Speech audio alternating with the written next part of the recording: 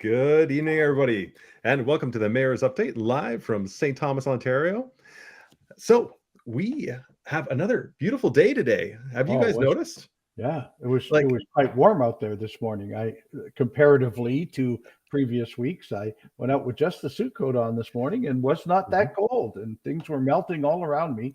But where in the fog was I?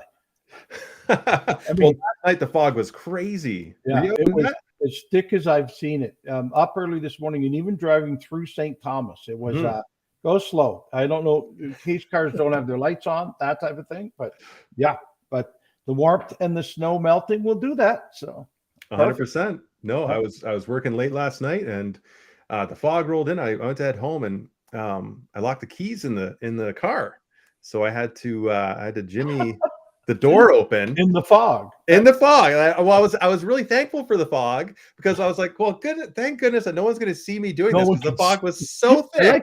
And I'm like, I'm getting into the door of the car, and I'm hitting the button to get it unlocked. And actually, my neighbor helped me, George, who's a fantastic fellow, and together we got this door open and stuff. But I was glad that no one could see me because of all this fog rolling in, because it took me a good hour and a half to figure out how to do this.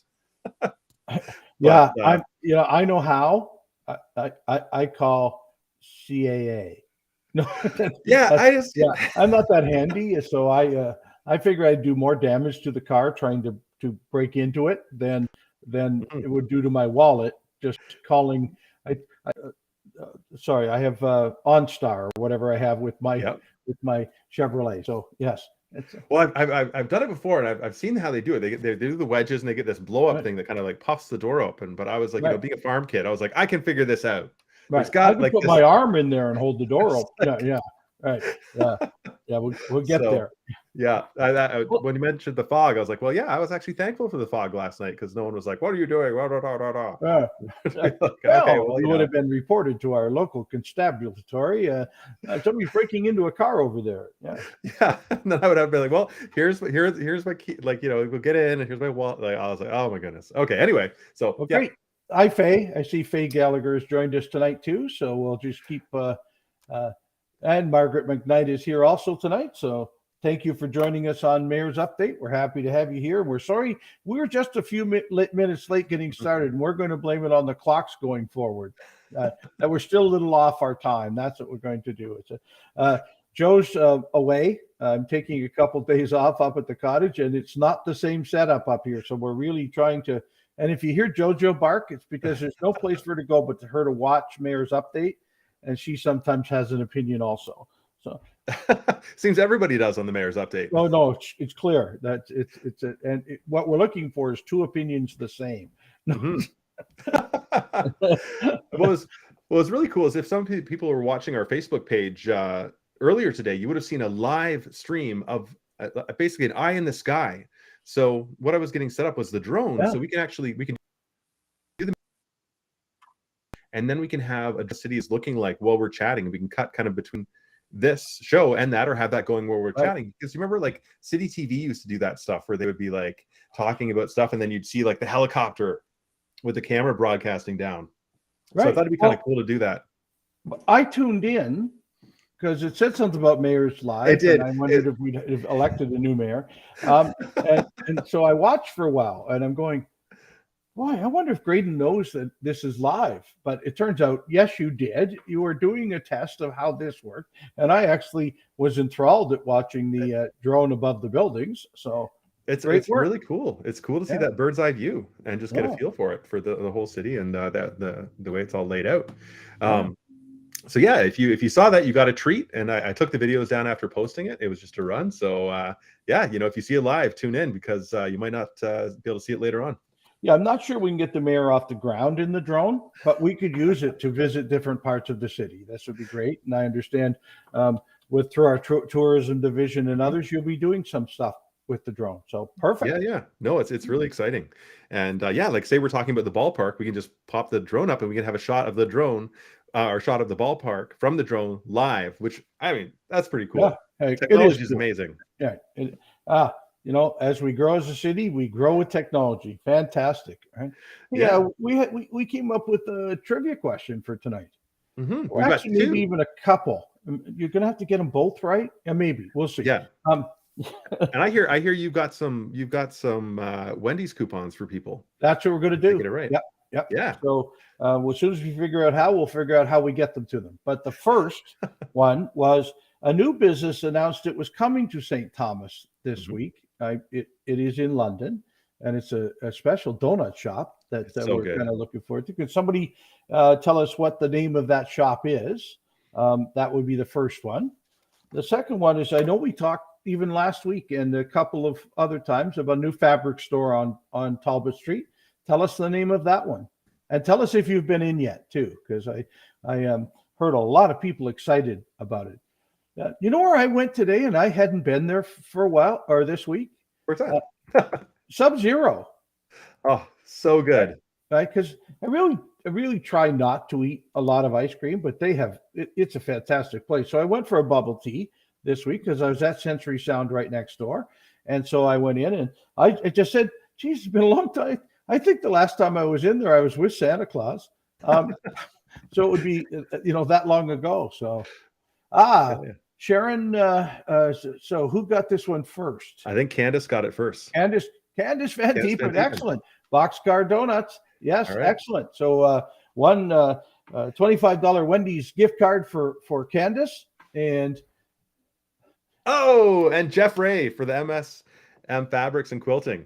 Yes. Okay. Perfect. Well, we do see Jeff around Wendy's every so often, and he's written some very nice stories about Marcy and I. So thanks, Jeff. And that's our two trivia questions for tonight. That's you guys good. Are on point. I was going to do we had puppy day at the pound at the animal shelter this last Saturday. And there's a story about why there was puppies there, but I was going to make you name all six of them. And then I thought that's too tough because I don't know the answer. I guess you could have said anything. I know the mother dog is named Hannah, right? And she brought her puppies back to our shelter. To quickly tell the story, she was a shelter dog that went out on an adoption, and after she was at the home, they found out she was pregnant, that she was going to have puppies.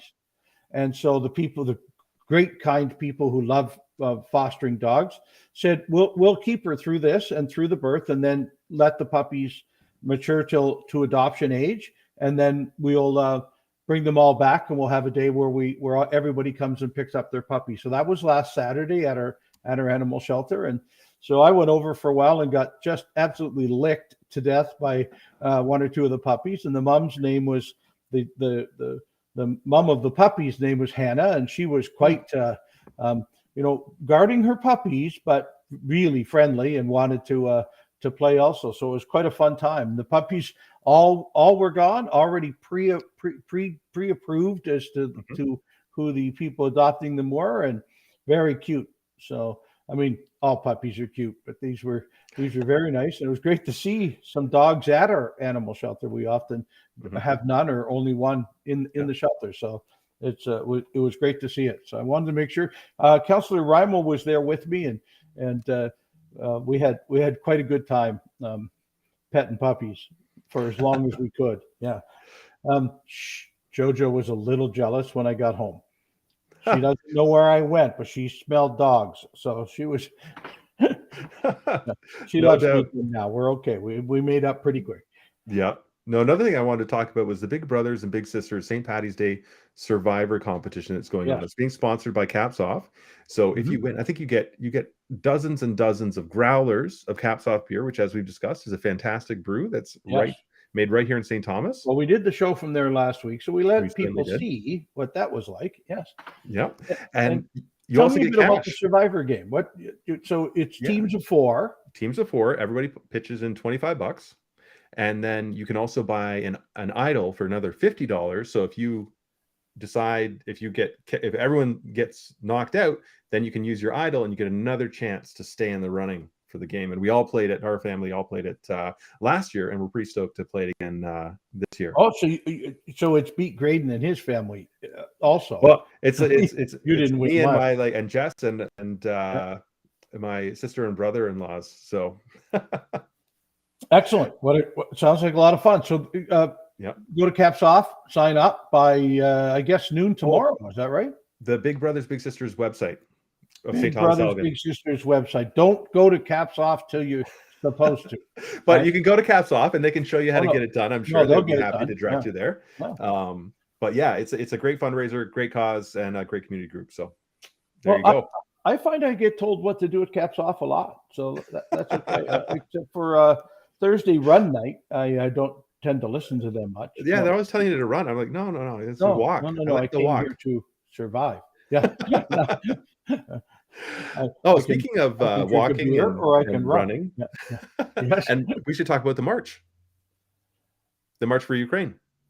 Well, yes, there's a huge good fundraiser going on for Ukraine this coming the 22nd, so Tuesday of next week at Queso Station. Please get your tickets ahead of time. It is a fundraiser to raise money for the people of Ukraine who are going through a lot of trouble right now. And go to Eventbrite and get your tickets for the event. I understand they're very inexpensive, and you get pierogies with them, and so that makes them priceless. I mean, you just can't get a good ticket like that.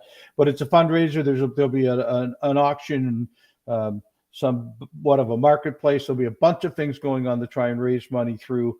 I first heard about it from Patricia, the Immigration Partnership Chair. I now see the home builders are sponsoring it too, and so there's lots of people will be there. I'm trying to get there. That sounded like the mayor's trying to get out of this. I have a tooth extraction at 4:30. I'm going to try and come and have pierogies afterwards, but we'll see. So that's next Tuesday. Please do it now. It's going to be a pretty good crowd. So go to Eventbrite and do it now. One of the other things we should talk about as well that we always talk about is housing. There's a new housing development that has been approved at council. Well, kind of moved through site plan approval. At the corner of Talbot and First, you see all of the great commercial development that's happening on what used to be a, old factory, the Timken factory, and so very much improvement on that corner. Kind of the main four corners at the east end of St. Thomas, that's for sure. And an apartment building was approved through site plan. It's 14 stories tall and 160 units. It's exactly, look at when you're in a housing crisis, you're just cheer so much when we get 160 units of anything that's housing, and that's it. And it looks beautiful. Visit some of the social media stories about it today. It will wow you. Now, this is phase one of the apartment, the middle part of this complex. So there's the opportunity for more than one of these tall buildings in the middle of this project. And I would really suggest that we've been out knocking on doors of apartment builders to come to our community and do this. And I'm really pleased that we're starting to see some of these get started and in the case of, say, Elma College, finished. People are starting to move in. So we're when a subdivision would hold 150 houses and one apartment building can hold 160, then it's good for us to be moving quickly that way. We've talked about it on here a lot. Great. The supply needs to be improved in order for the demand to be met, and that will hold prices. We won't see a reduction in prices on anything until we're at least well over on supply. So thank you. Absolutely. And what else was happening at council? Oh, we had a pretty good council meeting on Monday night. He says as he grabs his agenda so that he can get them in the right order. But hey, we bought a new street sweeper. Thank you, citizens of St. Thomas. We have a street. We have one. A street sweeper, really, 5 times real fast. And we're buying another brand new one to help with the one we have. We can maybe get some streets done a little more often. This one is a really good model and does, by the options we were sold on it, it's got the ability to really do a great job. And now will let us start earlier and keep our streets even cleaner. So new street sweeper coming your way. We passed the tender award on another large construction project this year, 3rd Ave, Forest Ave, from 3rd Ave to Doherty Drive.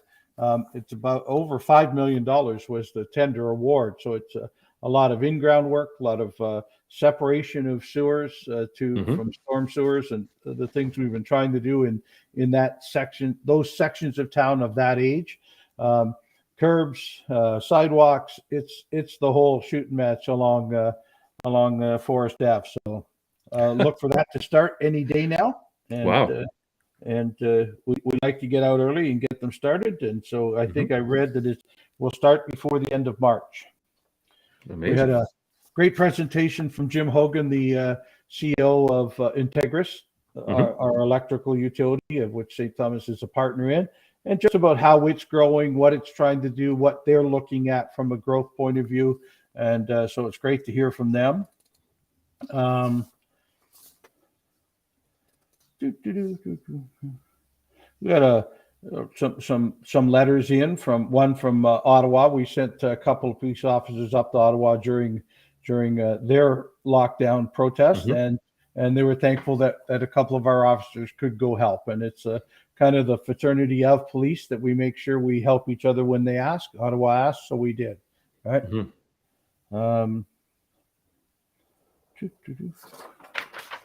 And that's kind of most of what we had at council. A number of other approvals or first steps in approvals on housing and the ability to rezone and do what we need to do to move forward for this summer. A lot of activity from all of the builders, and we're really quite pleased to see that. We have to keep up with what we're doing. With as fast as St. Thomas is growing, we need to have that housing side keep that same pace. We've talked about it before from a smart growth point of view. We have to grow in all levels, whether it's housing or streets or parks or what else it might be. So yeah. And there's a lot of exciting stuff happening as well. Like we were just talking before we went live about the mural festival celebration that's coming July 16th to St. Thomas, which is going to be pretty exciting. Well, we've done so much, and I mean we collectively, the tourism board, the artists, in doing murals during the COVID, during the last 2 years. There will be a lot of people who have not yet gone out and saw them all. Much of it was done. So having a festival about looking at murals, way to go. There's enough now. I'm not sure you could do a walking tour of the murals. Maybe not in one day. No, certainly not in one day. So you're right. So for those of you watching from out of town, give yourself 2 or 3 days in St. Thomas, spend some money, and come on in and see what we've done in making it look beautiful. And really, there's almost no two alike. And so you will find something you do like if you come and look at the murals in St. Thomas. Totally. And then also, when is the hotel that's over by the Elgin Center going to be done? Well, I saw steel. I was over there the other day, and some neat things happening at the mall too. We talked about new businesses that coming to town. The Elgin Center is really growing and filling in too. But I'm guessing it's, in watching big buildings being built now, it always surprises me how fast they can really go. But there's some steel up now, probably a couple of floors over there. So late 22, early 23, mid 23 would probably be right. But we're now looking at things in St. Thomas with that lens and saying, yeah, we got it started. We know we're getting it now. It's not going to change. It's going to happen. So it's super exciting. And then the childcare facility that's getting put in over on St. Catherine Street. When does that due for completion? Well, I think it's about a year to do. I think there's a piece of some of Element 5's cross-laminated wood happening in that building too. So that's great to have it happening in St. Thomas. And the fencing and is all up, and there's a construction trailer there. So I'm expecting to start any moment. I was just seeing that today. I was like, that's exciting. Downtown. Yeah. And Candace is asking if the new hotel has a pool. I heard a rumor. Yeah, I heard it does too, right? And so great. Let's another piece for people from out of town to come. Just think, right? I heard something about there maybe being a mini golf course through the mall. Right? I love mini golf. Right. So you're staying at the hotel, go for a swim, get up, go have something to eat. Denny's, one of the other nearby restaurants. go play a little mini golf, watch a movie. You've got lots of stuff to do in that area of town now too. So perfect. That's kind of cool. Yeah. I remember there used to be one your whole weekend, didn't I? No. Yeah. There used to be a mini golf in a mall in London. I forget which one it was, but it was amazing because you go get like an ice cream or whatever and then play mini putt. I was like, right. So happy as a kid. Good at it. It's a lot like my real golf game. I'm not good at it, but I enjoy it. Okay. I'm okay with that too. Have fun. Yeah. All right. And then there was a police services board meeting as well. Yeah, this is our monthly police services board meeting this morning, and I don't know if we've ever talked about it before. I sit on the police service board, and that's the group that oversees the police in our town from a hiring, budgeting point of view. MP Vecchio was there this morning too, because at least once a year, and Jeff Urick was there a couple of months ago too. So we'd like to share with the other levels of government what the police service is doing or what the police services are up against. And we've talked a lot in the past about the court system and how hard that is on the police officers right now too, and some of the catch and release system.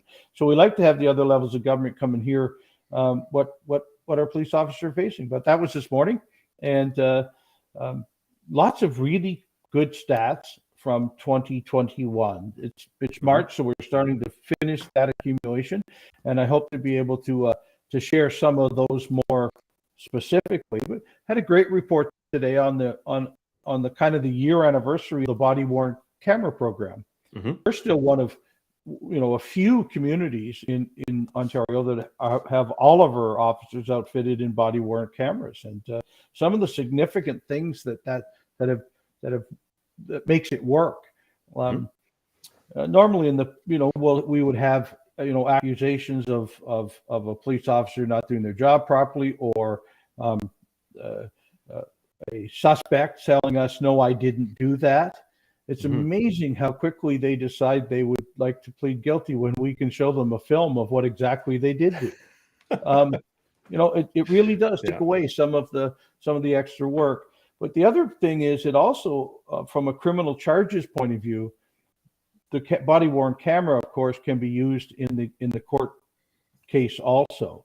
And I think we're seeing a lot less court time taken up with people agreeing that they were wrong and not having to do that. But it also gives our officers a great sense of security also, that they can use the body-worn camera to show in real time what was going on. So it really does. So great to hear the report. Great to see that it's being pretty successful for us. And lots of other stats to share with the group on Mayor's Update from some of the other crime stats and activity of our great hardworking St. Thomas Police Service. So we'll do that at another at a next meeting when I have the papers. Sounds good. All right, so that's our stuff there. Is anybody out there? Do you have any questions for us, folks, before we sign off for the evening? Wow, it's a pretty quiet group tonight. You think the mayor would get tough questions every now and again? Margaret McKnight was asking where Doherty Drive was.